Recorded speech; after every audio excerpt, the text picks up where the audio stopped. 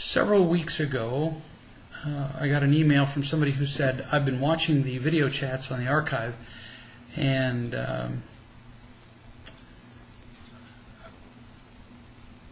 I asked about your approach to my passive-aggressive husband.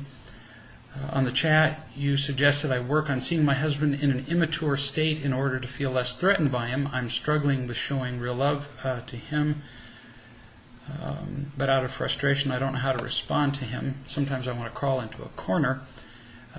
You mentioned that it would be helpful if you had a few examples, and we have dealt with a couple of her examples, and so we're going to deal with some more of hers. We've been kind of dealing with them one at a time because she had quite a few, so I didn't want to occupy an entire video chat session with just her questions.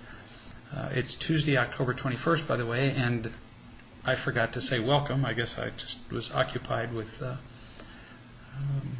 other things in my head.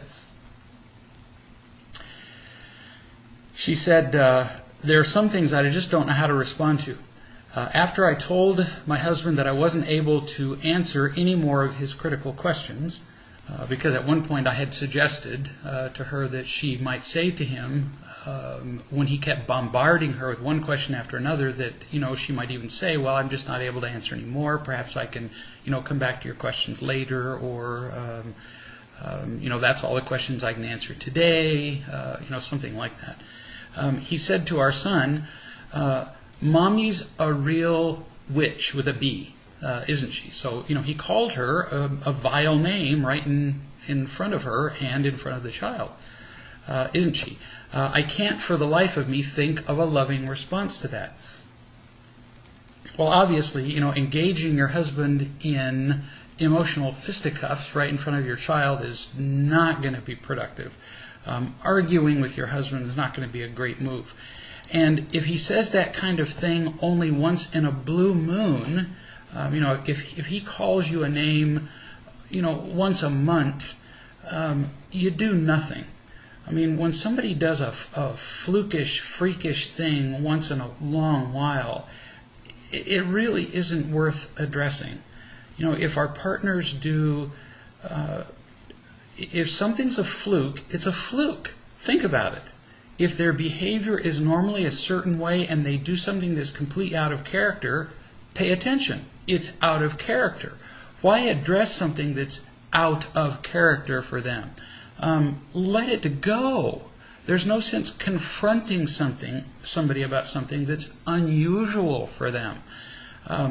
But it sounds like that for him this is not unusual. It sounds like he does this kind of thing on a fairly regular basis. So don't address him about his behavior right while it's happening. That goes well pretty much never. People hate to be confronted about their behavior right while they're in it. That's when they're most defensive, and that's usually because they're most invested in it, because they're most in it. So wait till it's over. Half an hour later, something, long enough that it's clearly over, but not long enough that they've completely forgotten about it. So, wait an hour, something. Then sit down with him, remind him of what he said. You might, for example, say, so you remember an hour ago when, little Bobby was in the room and you said to him that Mommy is a real witch, with a B. And then describe the effect that would have on your child.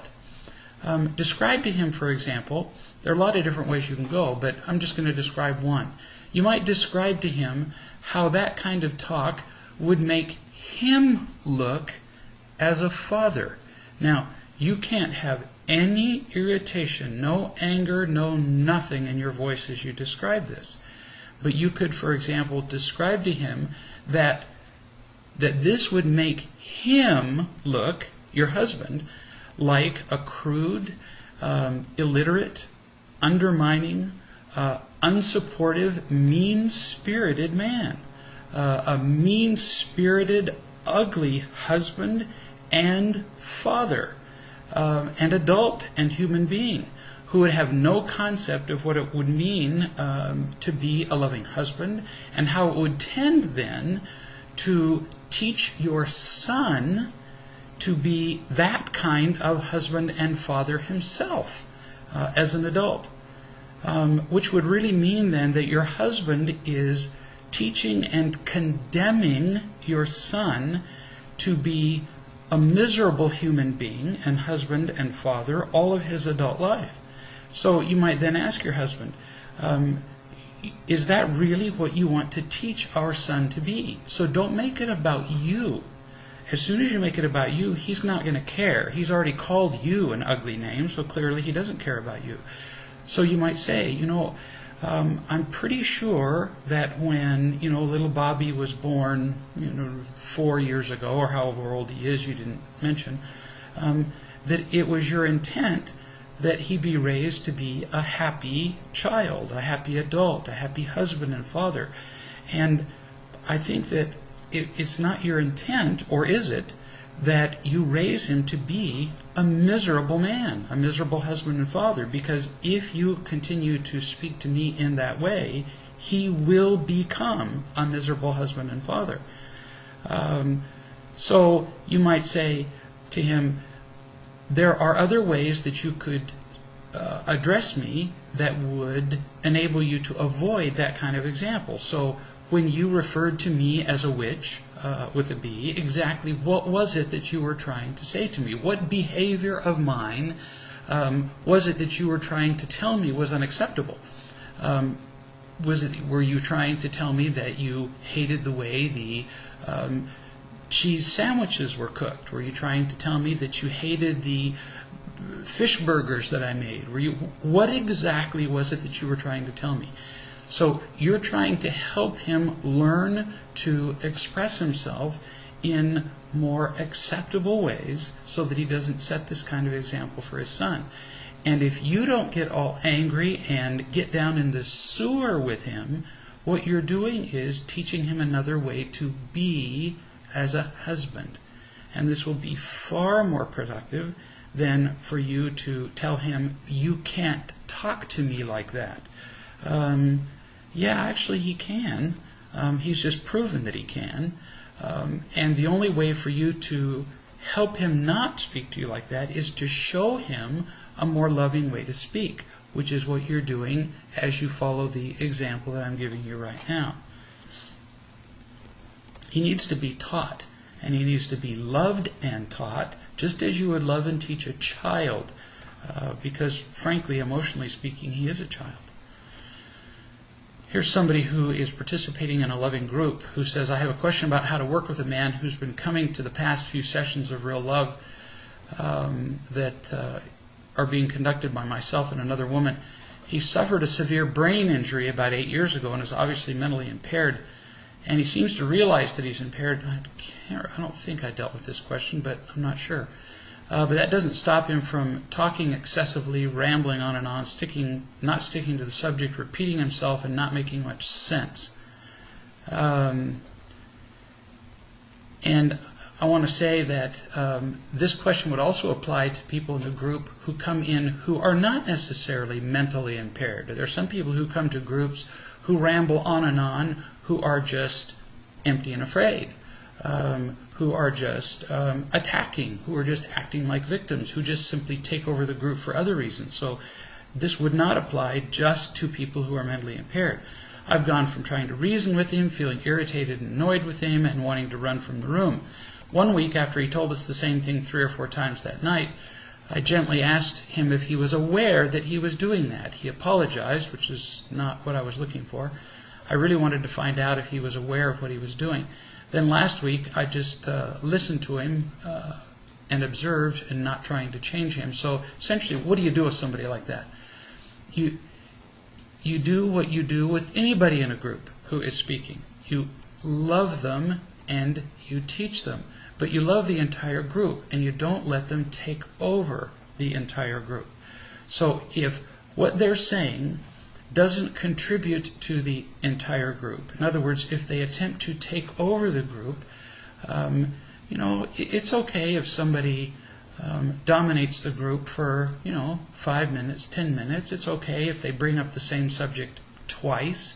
But if it starts to detract from the overall welfare of the group, you need to interrupt them sooner. And what you're doing is allowing them to go on far, far too long.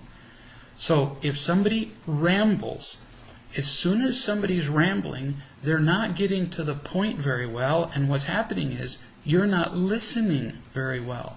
So a good wise man or a good wise woman who allows people to ramble is actually listening poorly. Good listening isn't listening longer, it's listening better. So if somebody's rambling, I will immediately stop them and say, so can you say in one sentence or possibly two sentences what you're trying to say? Because if somebody can't say it in one or two sentences, usually they don't understand what they're saying. And if they can't say it in one or two sentences, then it's my job as a good wise man, or if somebody who's functioning as a wise woman, it's my job as a wise man to say, so let me attempt to summarize it in one sentence or two sentences. Would it be fair to say this? Then I say that, and I wait to see if they say, well, yeah, that's a pretty good summary of what I was trying to say. That then teaches them and the entire group how to summarize a long rambling into what really matters.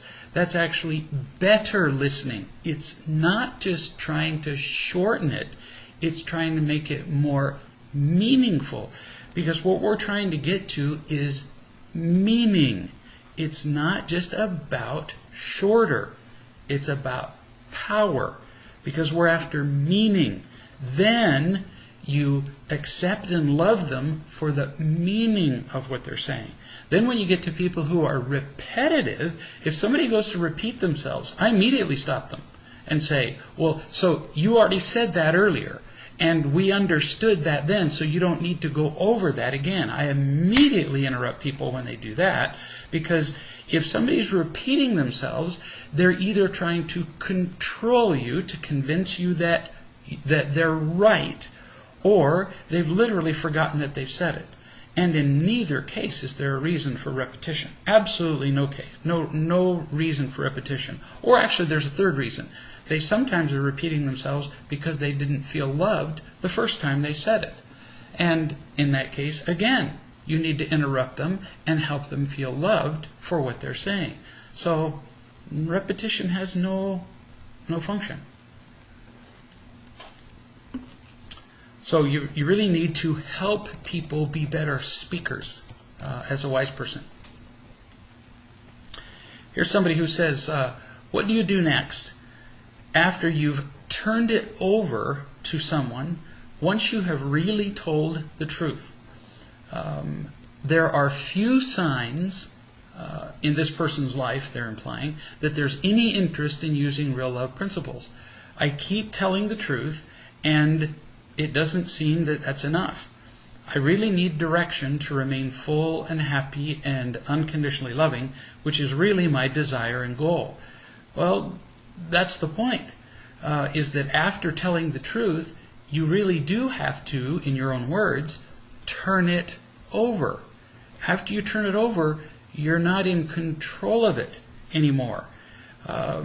They either love you then, or they don't. And if they don't, then you have to find somebody who's capable of loving you. But you don't get to control them. In fact, if you do any more to control them, you ruin any possibility of feeling unconditionally loved by that person. Now, I'm guessing from your tone, if you can get a tone out of somebody writing, that you're probably talking here about a spouse.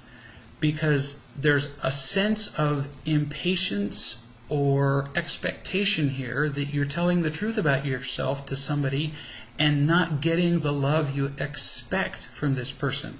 It says here there's no sign that they have any interest in using real love principles. There's a feeling of impatience there, that you're telling the truth to this person and you're expecting them to respond by using real love principles, which is almost invariably the way spouses talk about using real love with their partners, and then they expect their partners to respond. And we don't get to do that. All we get to do with our partners is simply be truthful. So if you're not getting an unconditionally loving response with your partner, then you really only have two options.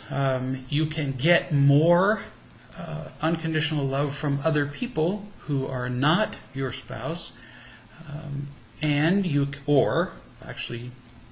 or you can become better at unconditionally loving your partner, and hope, although not expect, which are different, hope and expectations, hope that your partner will eventually respond to the increase in unconditional love that you show him or her.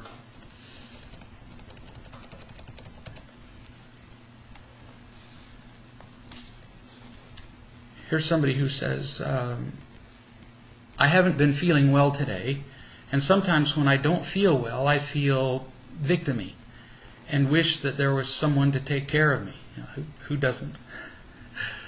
My symptoms aren't horrible, but I just don't feel good. I sat on the couch in my room and grabbed the blanket that my mother-in-law made me 7 years ago. As I curled up with it, my eyes filled with tears. I felt so loved. I remembered something that you have said. Love from any source makes a difference. As I looked at this blanket that I use every day, I was filled with the love that she put into making it. She let each of the daughters-in-law pick the colors, the pattern, etc., and then she gave them to us for Christmas. My father-in-law was very ill at the time and passed away that next year. When she sat with him at doctor's appointments, she worked on these blankets. There I was, wrapped up in all this love, and I could feel it. It really is true that love from any source makes a difference. It's a huge principle to get, and I would address this same comment to the person who spoke before this, who was talking about what I assumed was her spouse when she said, so what do I do when I tell the love to this person and I don't get a response? You get more love from other people, because love from any source really does make a difference. So I suggest to people sometimes, actually Donna suggests this to more people than I do, but I do it occasionally following her great example. I suggest to people that they make a compilation of some kind of gratitude. She calls it a gratitude journal, but I call it a gratitude journal or a gratitude book. And you fill this book or journal with accounts of occasions when you have felt loved by people. Occasions from the past, occasions from today, from every occasion you can think of. Write down the things that people have done for you, especially when they haven't expected anything in return. Now, these are special occasions. These aren't just when people have bought you things for Christmas, for example. I'm really grateful when my boyfriend bought me a car, because if he then expected sex from you when he bought you a car for Christmas, that doesn't count. These are the moments when people did things for you and didn't expect anything from you in return. Write down all the times that you have felt, for example, God close to you when you've prayed. Those count as moments that you are especially grateful for. All the sources of love that you can think of, write them down. Now, as you begin to write this gratitude journal, you'll discover that you'll be able to think of more sources. When we're in a generally ungrateful state, we can't think of anything. I can't tell you how many times I've talked to people who are feeling especially victim-y, and I say, tell me the things you're grateful for. Nothing. Can't you think of anything? No. But once we start to think of the things that we're grateful for, and we get in a condition of gratitude, our minds become attuned to these things. And we can start to think of a lot of them. And as your mind becomes opened to them, you'll be able to write down a lot of them. Then on the occasions when we become emptied out by just the stresses of life, because this will happen. As this person here was talking about. I got tired. I wasn't feeling well. I got sick. 5 people in a row were difficult with me. Whatever. Stuff happens. As those moments happen, you can pull out this book and you can recall the occasions when you felt loved, appreciated, cared for, whatever. And the love can pour back in without anybody doing anything for you. And the reason is it connects you to the infinite source of love in the universe without your really getting any more of it, because it was there all along. So that's what gratitude does, is just reconnects us with that which we really already had.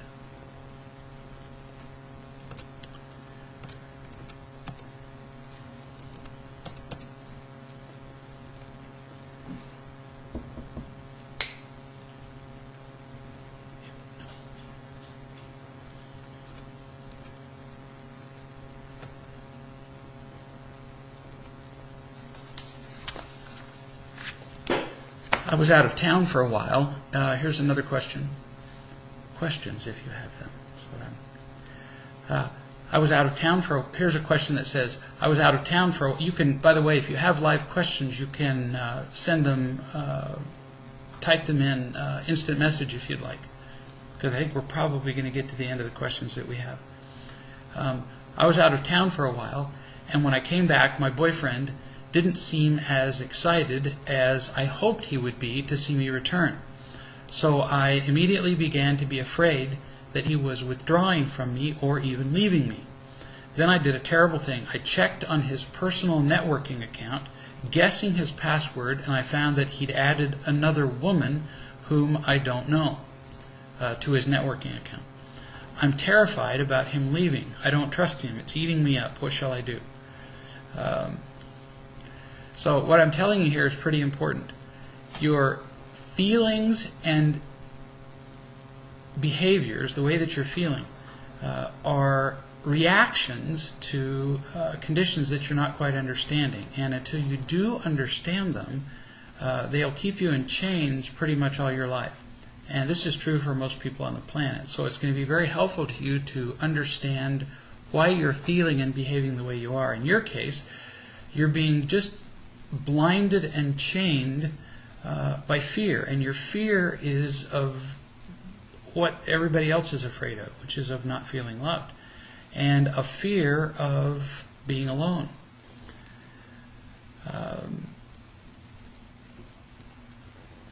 And then you made a mistake. And of course, you've had this fear all of your life. You found somebody who gave you a little bit of imitation love.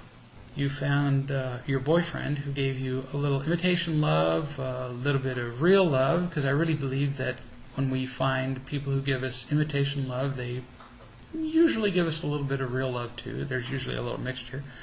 And then you put all of your hopes on him. And that's pretty understandable. I mean, if we've been empty and alone and afraid and have experienced very little happiness in our lives, and somebody comes along and gives us, a little bit of real happiness and a whole lot of false happiness as a result of imitation love, it's only natural that we're going to pin all of our hopes for happiness on that person. Well, now you're trapped, because you're going to have all of your expectations on this one person. And so you're going to want to keep this person under your thumb all the time, and you're going to try to squeeze out of this one person everything that you can get from this person. And that's what you're doing with this guy. You're trying to keep him trapped. You're trying to keep him a prisoner. Well, the solution is pretty easy once you understand the problem. So instead of trying to keep him, which is what you're doing by going into his internet site and snooping on him and keeping every other woman out of his life and keeping him all to yourself, instead of trying to keep him, which none of us has the right to do. you want to keep him as your slave, as your personal little property, as your little toy, and be his, slave owner. Instead of trying to do that, which will never work anyway. If he wants to leave you, he will. Instead of trying to keep him, simply observe him. Simply love him the best you can, and then allow him to do what he's going to do. And if you love him the best you can, being all that you can be, and he chooses to leave, then be glad. Because there's no way in this world you are going to keep him anyway. So your highest possible goal could simply be to be you. You just be you. That's all you can possibly be. The second you attempt to be somebody else, you're going to fail anyway, because you can't be somebody else. So you be yourself. Be the best you can at being that. Be the best you can at revealing to people who you are. Be constantly trying to improve on who you are, to be sure, but never fake who you are. And then you simply allow the people into your life who can love you as you are. And if your boyfriend can't love you as you are, let him go, and let him go fast. Because any time you spend trying to keep him in your life is wasted time. Because if he doesn't like you exactly as you are, you're going to lose him eventually anyway. And if you try to keep him there, it's wasted time that you could have spent attracting somebody into your life who will love you as you are. So don't waste the time. Let's move on now. I listened to all these people who eventually break up with their partner, and they could have spent all that time with the person who was eventually going to love them unconditionally. So let's get moving on right now. You'll be glad you did.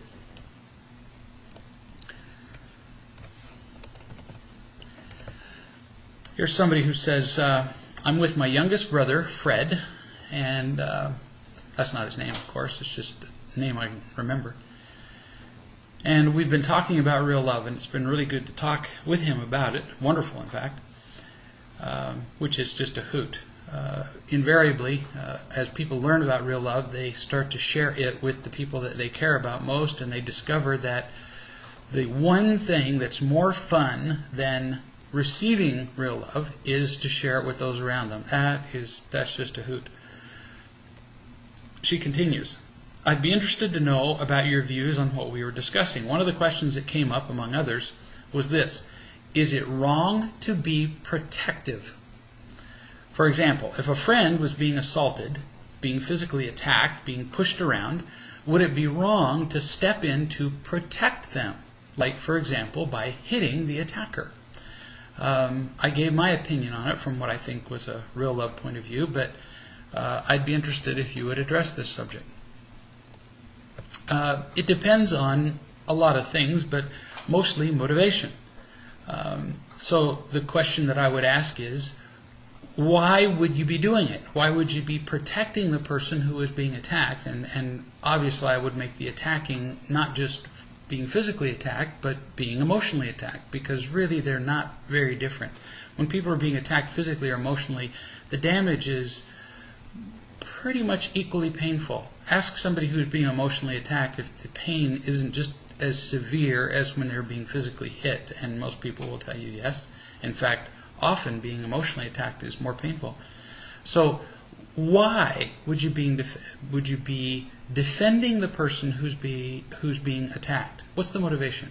So are you protecting the victim because it would make you look good? Because others would think that you were a good person? Because that is a very common reason that we protect victims. It's a common reason that, for example, politicians come to the defense of victims. And that's not a particularly good reason to protect victims. Another reason would you be protecting a victim so that the victim would be grateful to you?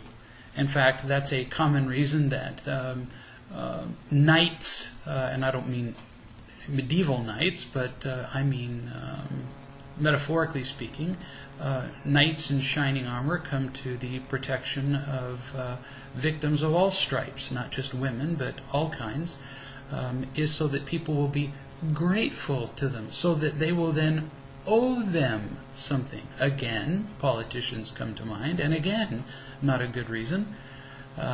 Although this would not be a reason to keep you from protecting someone. So again, in both cases, we would be protecting the victim so that we could get something for ourselves in return. Not loving, not selfless. So these are selfish reasons.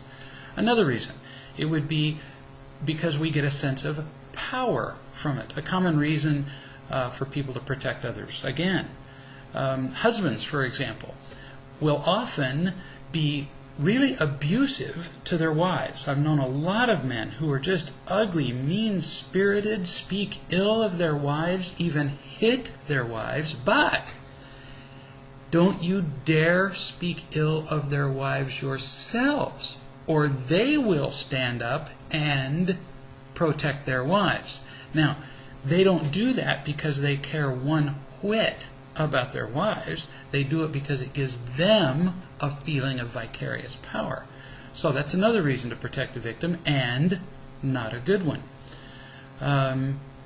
There's a last reason, which I think is a good reason. So this would be a reason that I would protect a victim, and that would be because the victim is being unnecessarily harmed. And I would emphasize the word unnecessarily, because I would not protect every victim who is simply being harmed.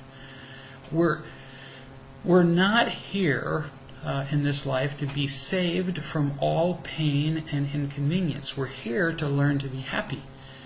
And we can only learn to be happy as we learn to be loving. And we learn to be loving best in the face of difficulty.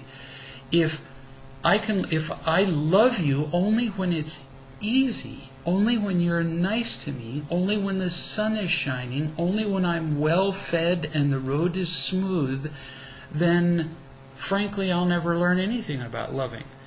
I learn most about loving you when the road is difficult, when it's raining, when it's inconvenient, when I'm sick, and when you treat me badly. So, frankly, I don't want all inconveniences to be removed from my life, or I won't learn what I most need to learn. So it only makes sense that I don't want all inconveniences to be removed from the lives of everyone else either, even from those I love. I don't want all inconveniences to be removed from the lives of my own children. I have stood by on many occasions, for example, when I have watched people push around my own children. And I mean emotionally and physically. And I have done nothing. Why? Because it's critical that we learn the hard lessons in life while we are pushed around. It's important. That's how we learn those lessons. So we really should not interfere every time somebody is being pushed around. However, if somebody's being assaulted to the point where they're being unnecessarily injured, I would step in. And what I mean by unnecessarily is this. If somebody's being injured to the point where they're being injured beyond the place where they can learn, if they're being injured to the place where their injuries are overwhelming them, where they can't learn anything, bludgeoned into a coma, for example, and I don't just mean a physical coma, but an emotional coma, where they can't hear or learn, then I don't see that this is benefiting them. And I will step in and help them. And I've done that on, many occasions. Now, do I claim to be right on those occasions? Do I claim to be right on the occasions that I step in? Do I claim to be right on the occasions when I don't step in? I really don't. I don't claim to be right. But since I'm the one stepping in, I'm the only one who can make those decisions. And we all have to make them for ourselves. On the whole, most parents step in too soon, and they rescue their children from difficulty when they should allow their children to learn. They really do. They rescue their children too soon. So I don't know if that answers your question sufficiently, but those are the observations I've learned from a lifetime of watching people suffer, including myself.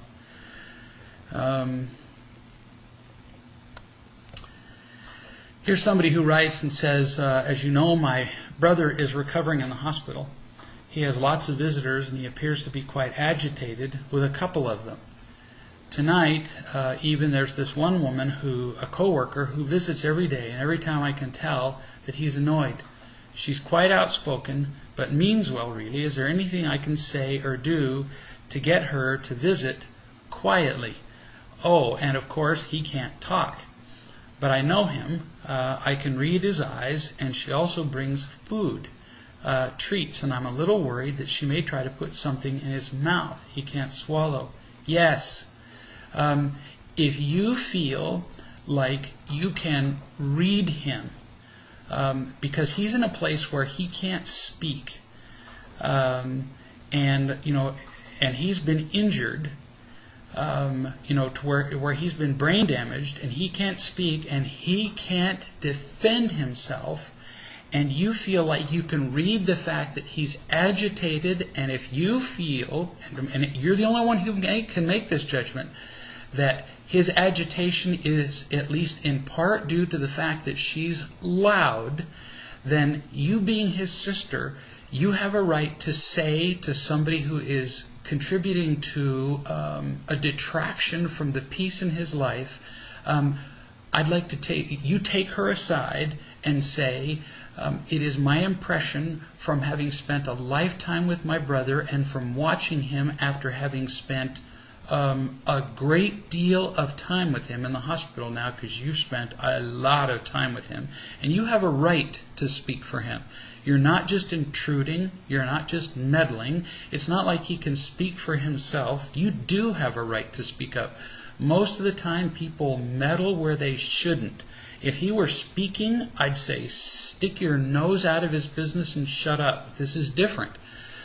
Then I would say to him, I would really be grateful when you come in the room, because it affects him when people are loud. I'd be really grateful if you could just take it down a few notches and be a little quieter.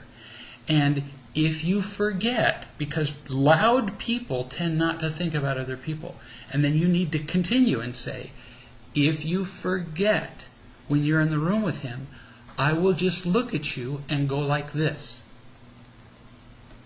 And just make the sound of taking it, and make the motion of taking it down a notch, the physical motion, so that she will know. And if she's offended, that's her choice, because the most important thing here is not her, it's your brother, and he needs protection because he can't speak. So the most important thing here is him, and if that bothers her, well, too bad, because she's just a visitor, and in that hospital room, that's his home, and he needs you. So good for you. That would be the loving thing to do. Then it's up to her whether she's offended. If she then later says, Angela offended me, as we know, nobody can make us mad. You're obviously going to do the best you can to explain it to her in a loving way, but if she's offended, that's her choice.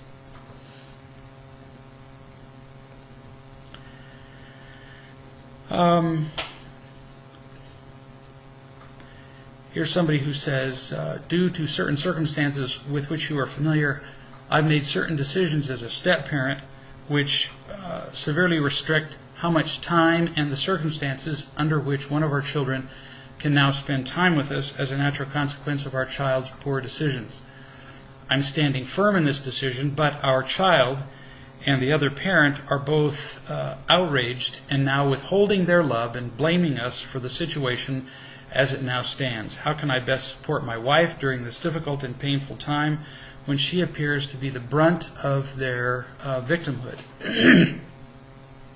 This is a really important point that people fail to get, and that is when when somebody gets all upset and angry and all weepy and teary-eyed and all woo-hoo, whoa about a decision you've made, and they come at you and they attempt to pour the blame on you, if you begin to apologize and go, oh, well, gee, I'm really sorry that, without meaning to, it looks like you're doing a nice thing, you have jumped on the field of death with them. And what you've done is confirmed that what you did was wrong, and you've confirmed that their status of victimhood is right.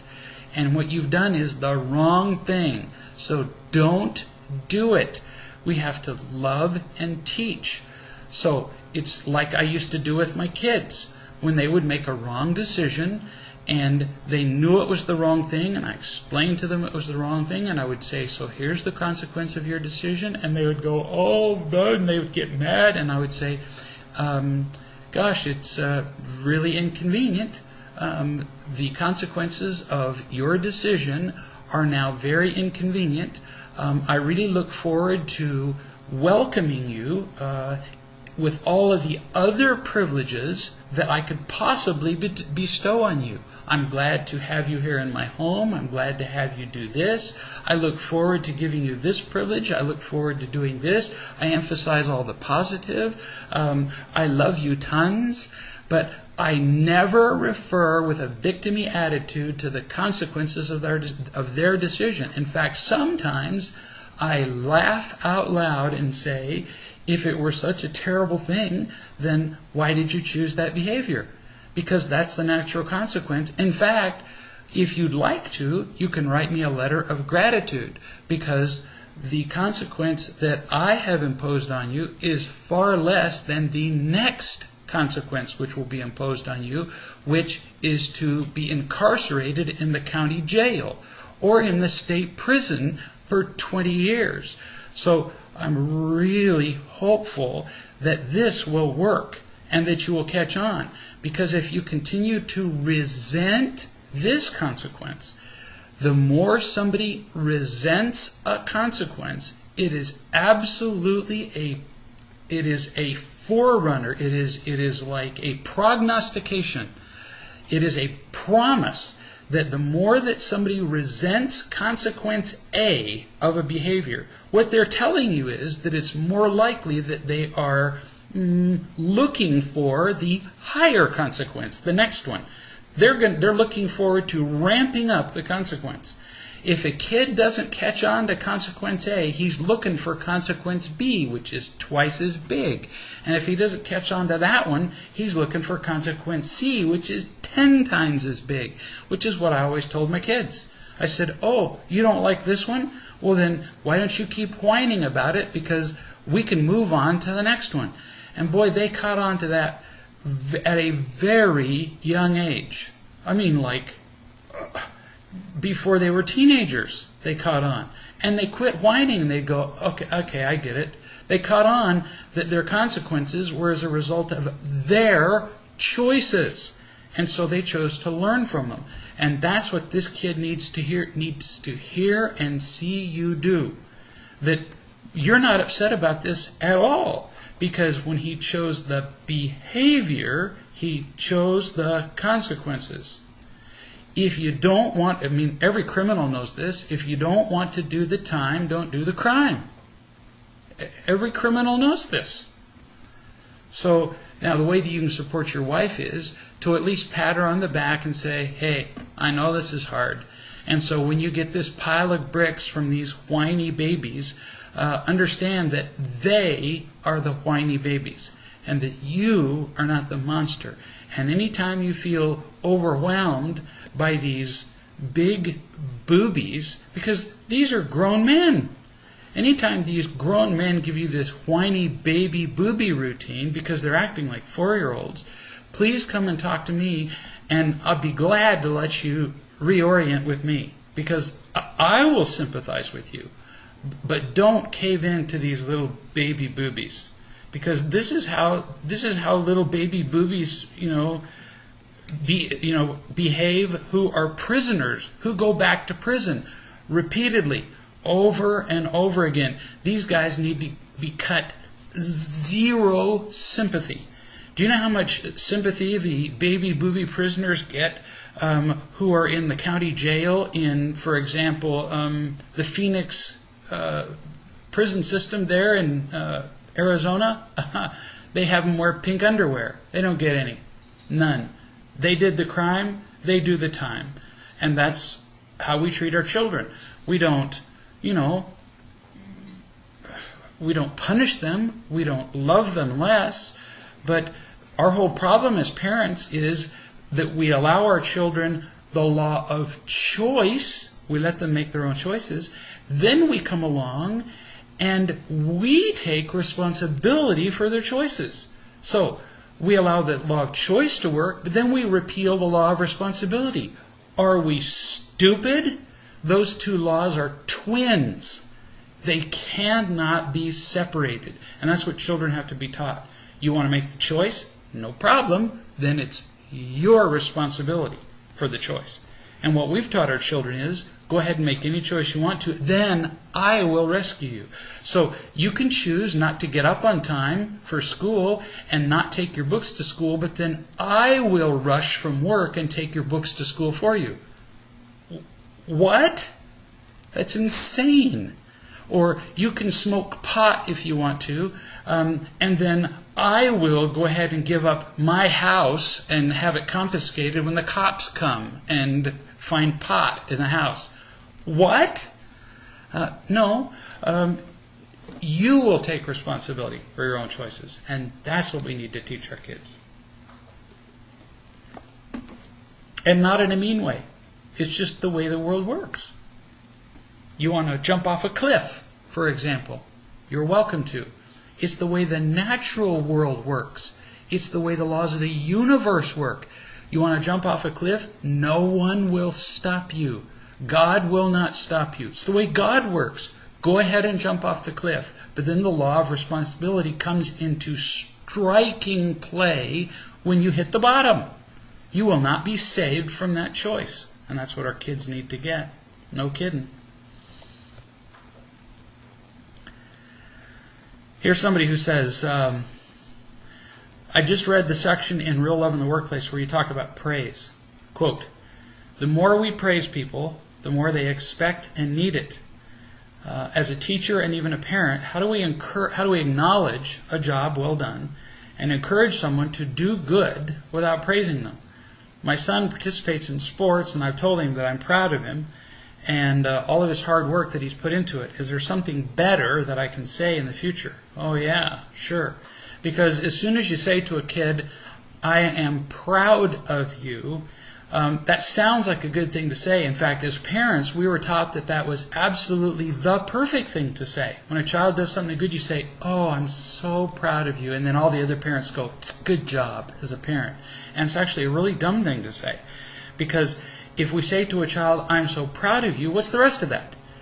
Then when the child doesn't perform well, the child can hear with, or not hear in this case, with deafening silence that you don't say, I'm so proud of you. And so what the child hears is, you're not proud of him, you don't value him as much, and the rest of it is, you don't love him as much. And so the story that I've told, sometimes at seminars is that we had a child who was a state championship swimmer. The kid was amazing. I mean, he was just lightning in the pool. Every meet that he went to, he won all the events. He didn't just win an event, because he entered all the events, and he won all. He had all the records in the pool. He won everything.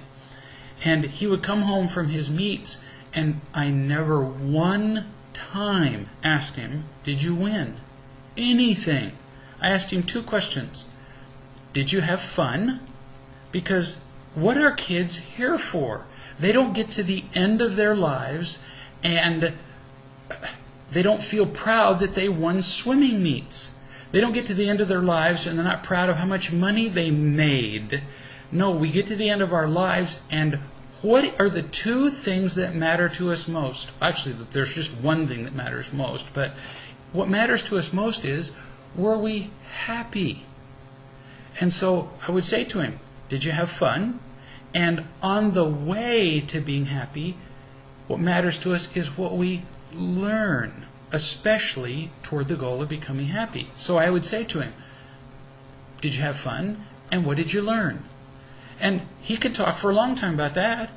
He'd say, well, I had fun, we did this and this, and, we had hot dogs and on the bus, we did that. Then I'd say, what'd you learn? He'd say, well, I learned that I get along pretty well until somebody crosses me and they don't do what I want. And then I learned that I can sometimes still be pretty selfish. And then he would talk to me about what he learned about selfishness and what he learned about unconditionally loving people and what he learned about himself and other people. And so what matters is, no matter what we're doing, whether we're swimming or whether we're at school or whether we're at work, doesn't matter what we're doing. What matters is, what did we learn about being loving and happy? That's what matters. It doesn't matter one whit whether we win our athletic event or whether we were the smartest in school, or does it?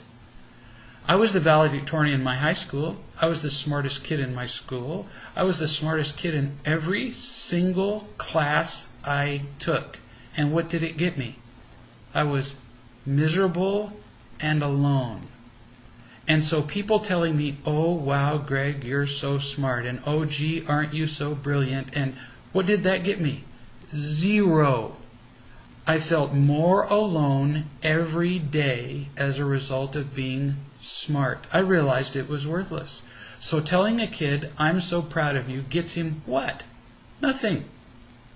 He either ends up earning conditional love, which will not make him happy, or he's going to end up being all proud and arrogant and still ends up alone and unhappy. So what can you tell him? You can say, what did you learn? You can say, did you have fun? You can say, for example, from the time a child is really little, when a kid shows you, for example, a drawing that he's done. Like a crayon drawing. What are parents trained to do? They're trained to say, oh, that's so beautiful, aren't they? Oh, that looks so nice. That's a stupid thing to say. Because now what you've done is, you've given the child your assessment of his work. Now the child has to labor under your assessment of his work and struggle to earn your approval. Well, that's garbage. What does the child care about earning your approval? So what if you do this instead? Because I've done this with my grandchildren now over and over again, and I can tell you it's not a theory. They love it. And it's now been proven in educational and psychological studies to be backed up, to be confirmed that it works. What I say to my grandkids is, when they show me a drawing, I don't say, oh, that's good, or, oh, I'm proud of that. They don't care about that. What I say to them is, I point to a thing in the drawing and say, well, show me, what's that? Or, how did you do that? Or, what's the story of this whatever? If you don't know if it's a dog, by the way, just say, what is that? It depends on their age. But tell me the story of this. Or they want you to get involved with them, to show an interest in them.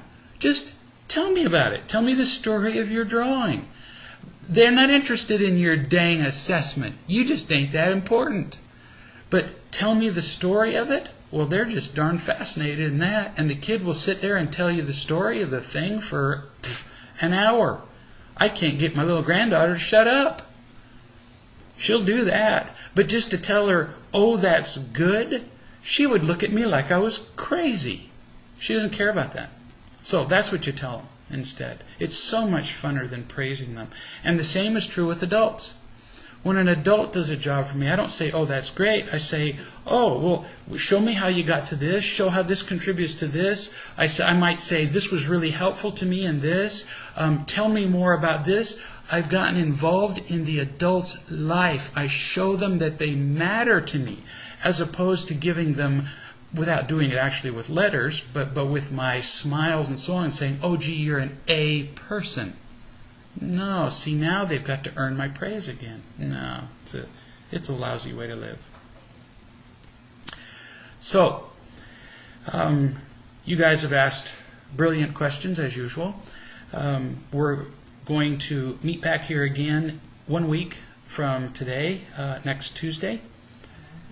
And let's see, announcements. We have California, November 1st and 2nd, so please go to the website and sign up for that. I'm working right now on chapter 38. Looks like they're going to be probably like, I talked about a 40-day program, a workbook for working on the marriage book. It looks like it's probably going to end up being like 43 days, probably. I didn't see any reason to make it an even number. It's just going to be what it is when I get done. So any of you who are interested in participating in the 43-day or whatever it is workbook in working through the Real Love and Marriage book, it's going to end up being tons of fun. It's going to end up being over 100 pages long. There's all kinds of additional content in it, not just questions about working through the marriage book. I think it will be well worth your time if you're interested in the manuscript of the book, because I'm still working through the rough draft, but I am almost through the book. Email me at, what's the address? 40 days at reallove.com. 40 days, that's 40 days at reallove.com, and I will send you a copy of the manuscript. And in the meantime, until we see you a week from today, remember that it's always about real love. We'll see you then. Bye.